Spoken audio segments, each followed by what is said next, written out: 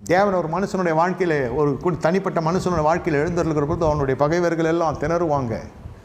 அவர்களாம் ஒன்றும் செய்ய முடியாது. ஏன்? இதெல்லாம் அடையாளங்க.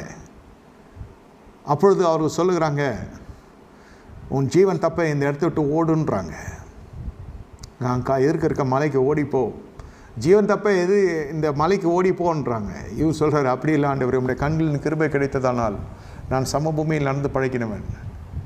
நான் எப்படி தான் பண்ணணும்? எனக்கு பழக்கம் இல்லை. பழக்க வழக்கத்தை போய் தேவனுடைய தூதரிடத்தில் பேசுகிற அளவுக்கு இந்த மனுஷனுக்கு அப்படிப்பட்ட ஒரு அஞ்ஞானம் கூடிக்கொண்டிருக்கிறது. இது எங்கள் பழக்க வழக்கம். தேவ சமூகத்தில் வந்து இது எங்கள் பழக்க வழக்கம். திருவிருந்து எடுக்கிறப்ப எங்கள் பழக்க வழக்கம், ஞானஸ்தானம் எடுக்கிறப்ப எங்கள் பழக்க வழக்கம். எங்கள் ஆட்கள் இருக்கிற சபைக்கு தான் போவோம். எங்கள் ஆட்கள் ஊழியம் செஞ்சால் அவங்கக்கிட்ட தான் நாங்கள் விசுவாசியாக இருப்போம் சொல்கிறாங்க இல்லையா? எந்த மாவட்டம், அந்த மாவட்டம், எந்த வட்டம் மாவட்டம் எல்லாம் இல்லை. தேவ சமூகத்தில் பழக்க வழக்கத்தை குறித்து பேசுகிற மனுஷன் பீஸாக போயிட்டான். குடும்பமே செதறிடுச்சு.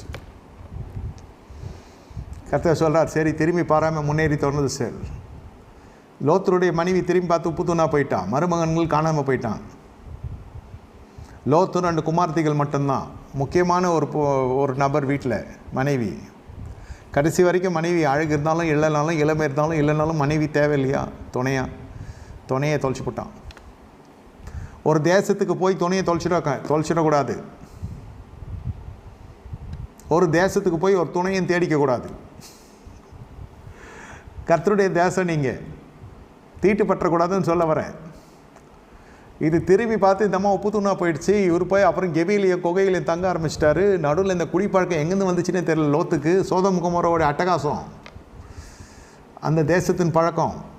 நைட்டில் 2 பெக்கு குடிச்சிட்டு படுக்கிறாங்க இல்லையா, சிலுவை போட்டு, அந்த மாதிரி இருக்கிறாங்க இல்லையா.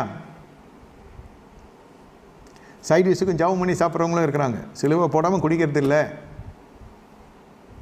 அப்படின்னு அதுவே சாட்சியாக சொல்லுவாங்க சில பேருக்கு. எவ்வளோ குடித்தாலும் அவர் சிலுவை போடாமல் குளிக்கிறது இல்லை, ஜபம் பண்ணாமல் சைட் டிஷ் சாப்பிட்றது இல்லை. அது ஒரு பக்தி.